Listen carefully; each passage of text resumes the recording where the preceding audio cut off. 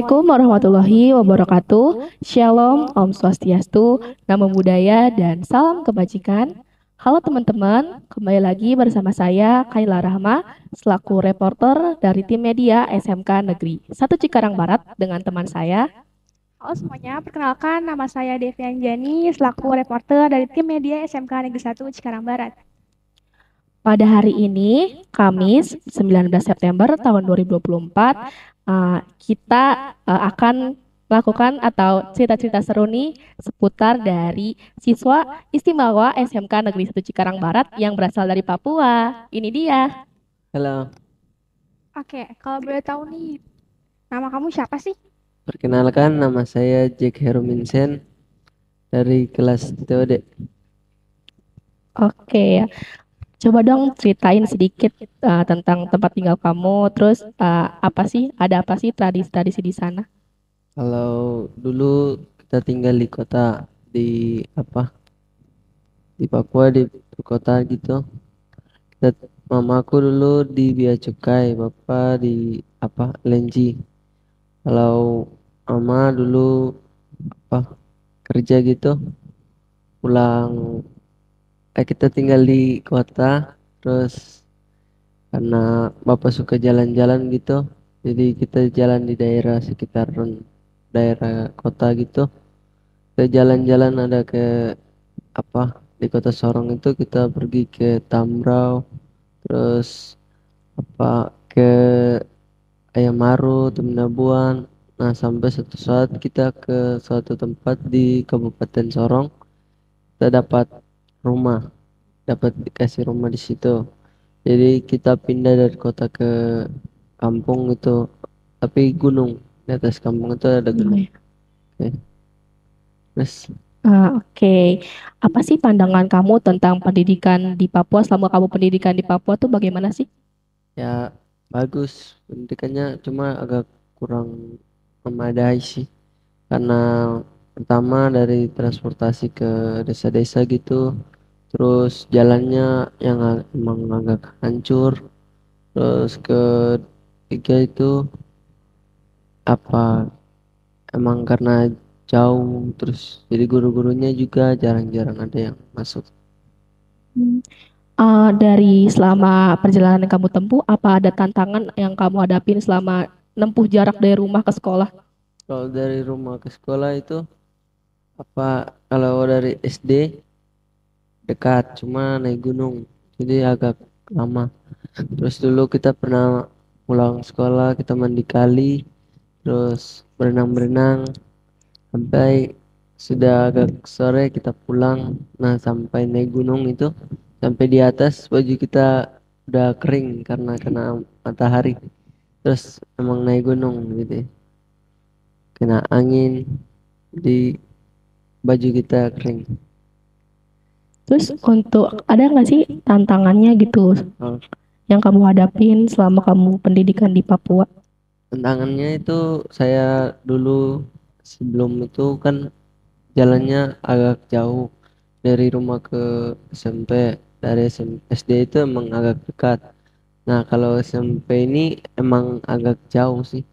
Jadi pergi dari apa sekolah dulu diantar, cuma karena apa ya jauh, jadi mama dan bapak memilih untuk saya kos sendiri. Jadi kita kos di dekat sekolah biar dekat, tapi kelas 1 saya kos, kelas 2 kos bersama adik. Adik juga ikut tinggal. Nah, cuma yang paling saya ingat itu waktu di kos itu udah nggak ada apa-apa, cuma ada beras dengan bawang, terus air. Nah, jadi kita udah lapar, jadi saya makan nasi sama air. Nah, adik saya ini nggak mau, jadi dia makan nasi sama bawang. Nah, dia kupas kulit di bawang, lalu dia makan dengan nasi. Tiba-tiba dia nangis. Kenapa? Kirain dia nangis apa, ternyata bawangnya pedis. Oh, Jadi jadi pemicunya bawang yang bikin dia ya, nangis. jadi dia nangis karena pedis. Jadi salah satu itulah cerita yang saya nggak akan lupa karena itu memang keinget terus. Nah sampai kelas 3 dulu saya apa di balik lagi ke rumah. Jadi dari rumah ke sekolah itu emang jauh, jadi diantar. Baliknya itu jalan, saya jalan. Jadi biasanya pulangnya singgah di pos polisi.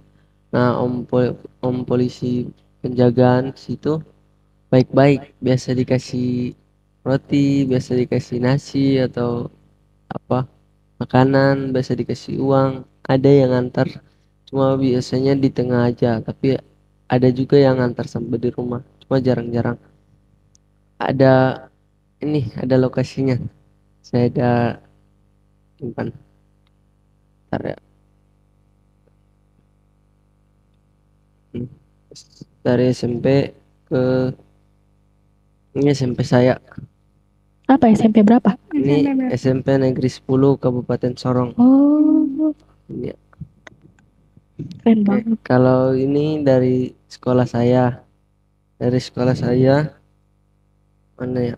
Rumah kamu di mana? Ntar. Oke, di sini.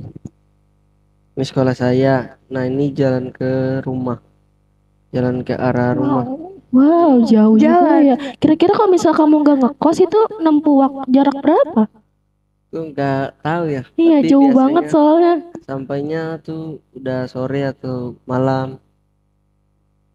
Jadi kalau jalan Itu nggak takut jalan di situ? awal-awalan emang takut, tapi udah nggak ini kan udah biasa. Sampai biasanya dilihat Jauh tetangga, banget. Jauh banget. dilihat ini. Kalau kita udah naik Grab Iya, kayaknya. aku aja nggak pulang naik Grab kok. Rumahku cuma 1 kilo, aku naik Grab. Jadi ini enaknya Keren. karena lewat hutan, cuma karena udah apa Masya ya? Allah, jauhnya. Karena biasanya apa enaknya itu ada pohon-pohon gitu. Iya. Jadi cuma Nggak nah panas ya? ini baru rumah saya. Kampung Aduh, kita jauh. nama Kampung Kaban Molo. Ini rumah saya yang ada sengnya. Ada foto, saya ada foto. Boleh Oh, iya. tunjukin. Kita lihat nih Oke, foto-fotonya. bentar ya. Mana ya? Sini. Nah ini saya jalan ke sana. Ini jalan pulang. Eh, Aduh. Kamu jalan sendiri? iya sendiri. Gak Keren banget. bareng teman-teman gitu. Teman-temannya sekolahnya pakai motor. Oh. Cuma dulu Oh, saya pernah jatuh jadi nggak diizinin. Oh. nggak diizinin lagi sama Nah, orang tua ya? kalau SMA kemarin udah diizinin. Cuma dapat sekolah di sini. Hmm. Oke, itu kan perjalanannya jauh banget ya. Ya. Selama kamu perjalanan ada nggak sih kayak cerita-cerita Cerita, kejadian iya, cerita selama horor kamu atau apa cerita gitu. horor atau gimana? Pasti Seru kan ada lah, nih? apalagi jauh Di banget hutan loh ya, guys. Ya ada. Itu ceritanya itu saya pulang sampai di suatu apa mes gitu. Dari pos polisi itu air saya sudah habis sampai di apa tempat bekas apa truk-truk untuk cor-coran gitu. Nah sampai di situ udah nggak ada air dari pos. Saya haus baru lewat sampai di apa ya? Nah di camp situ bekas camp itu ada mobil Hilux hitam, terus Avanza hitam dengan Hilux hitam lagi di belakang. Jadi mobil ini ada tiga, Avanzanya di belakang, ya di tengah. Jadi saya lewat itu langsung apa? Lewat dari sana dari pos polisi sampai di tengah-tengah tengah perjalanan. Nah, mobilnya ini stop. Langsung dia nanya, "Dek, mau kemana?" Langsung saya bilang mau pulang ke rumah. Langsung dia bilang apa? Naik aja, Dek. Nanti Om antar. Nanti Om antar ke rumah. Tapi saya nggak ada kepikiran untuk ikut karena emang nggak kenal juga sih. Tapi dia maksa sampai satu kata yang dia bilang itu nanti Om antar sampai di depan rumah. Nah itu yang saya nggak kepikiran di situ karena Masa dia apa kenal aja enggak, baru dia masih tahu rumahku. Sedangkan di pertigaan mau ke arah rumahku tuh ada belokan-belokan gitu. Jadi masa dia tahu, sedangkan dia aja mukanya baru gitu, muka-muka baru. Jadi saya nggak ikut. Nah sampai dia nanya-nanya terus, karena udah nanyanya tapi saya nggak ikut, jadi mereka jalan. Mereka bilang ya udah dek, kita jalannya sampai nggak jauh, 5 meteran ya, langsung stop.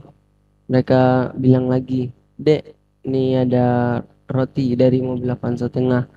Dia bilang apa, turunin kaca. Kacanya itu saya lihat ke dalam itu ada supir sama ada beberapa orang.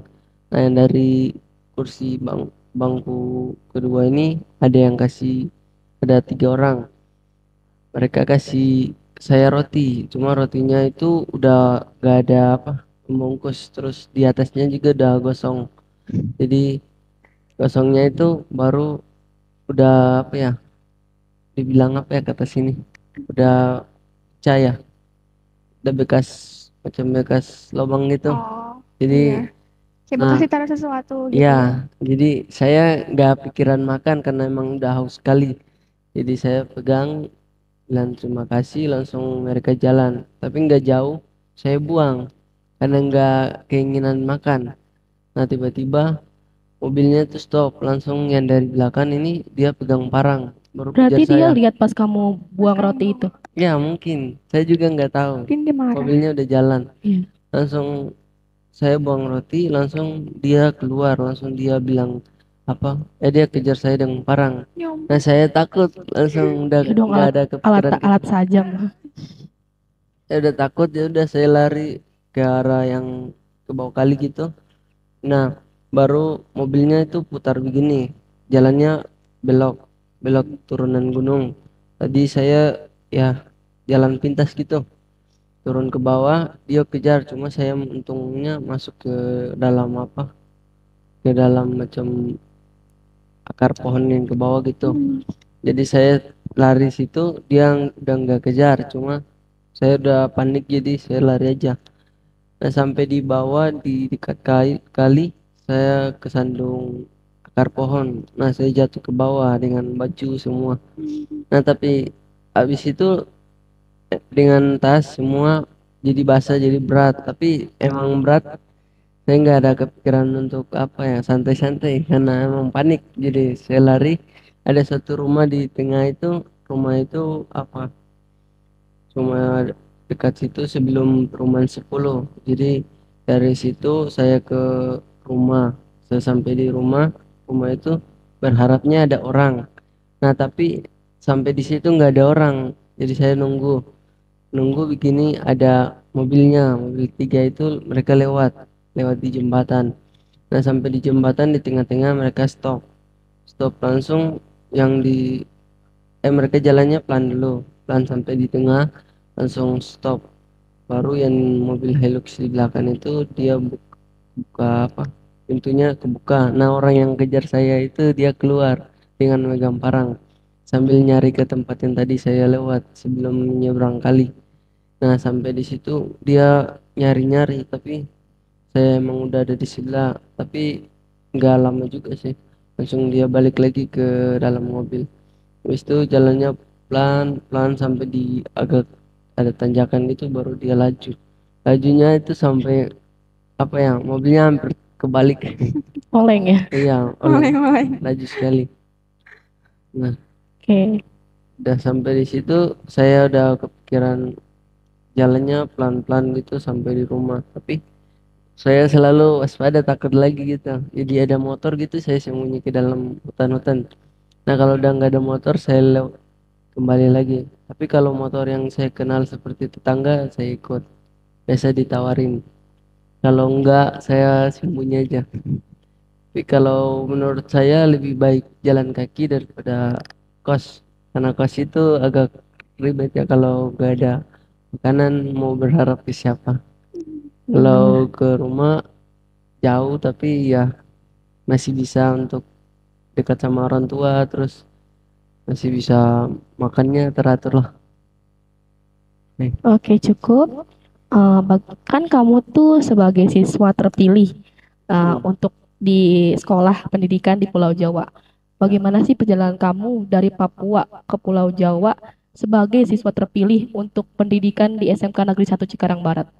Nah, kalau itu saya apa ya ditawarin sama kepala sekolah dengan Ibu Vince, kepala sekolah Charles Menurun.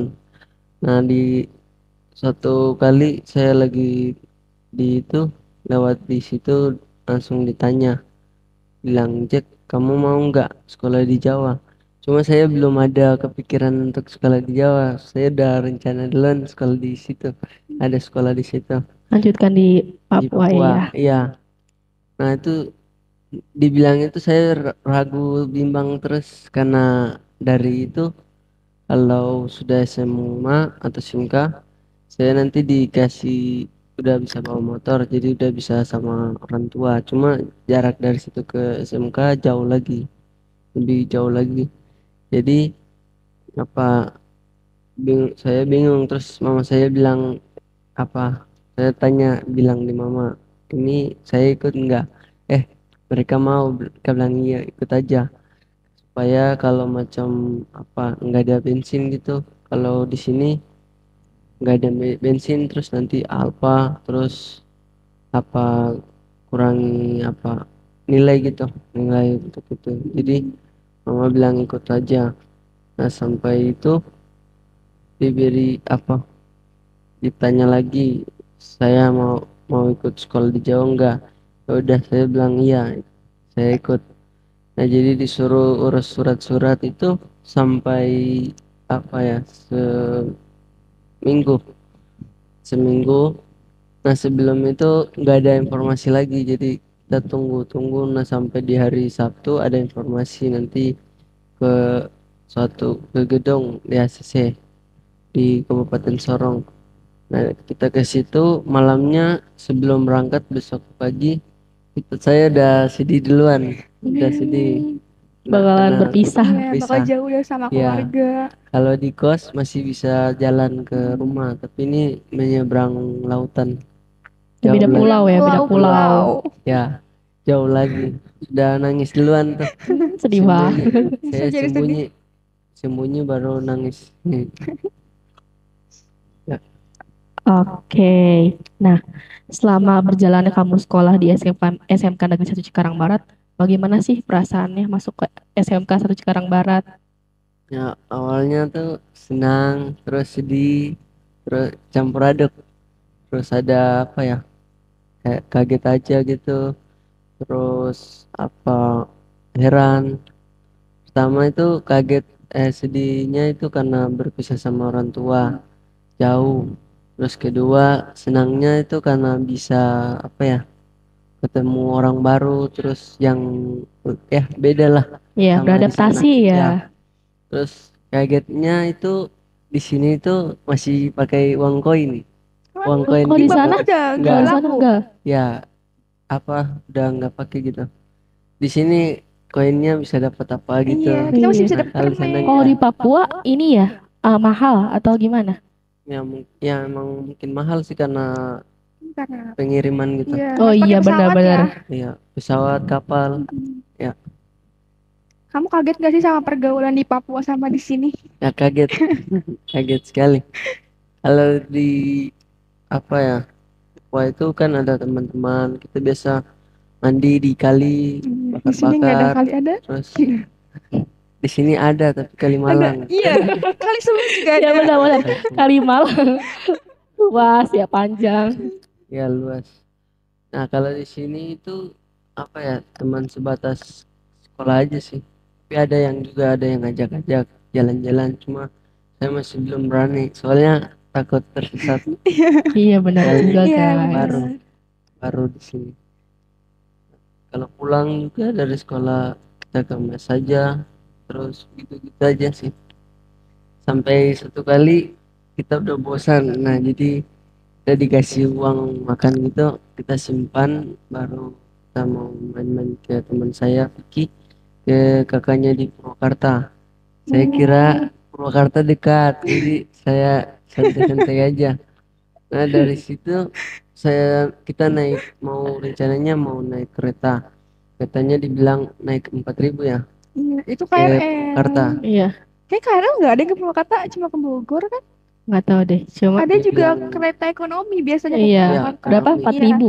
ya Ekonomi. 4.000. Iya, terus Ya udah saya bilang pengalaman pertama naik kereta ya. Nah, Udah gimana rasanya? sampai di sana tiketnya udah habis. Jadi kita sudah ke stasiun Cikarang, udah apa ya? Udah nggak mau balik lagi, udah rencananya dari minggu-minggu lalu cuma gagal terus karena ada tugas gitu.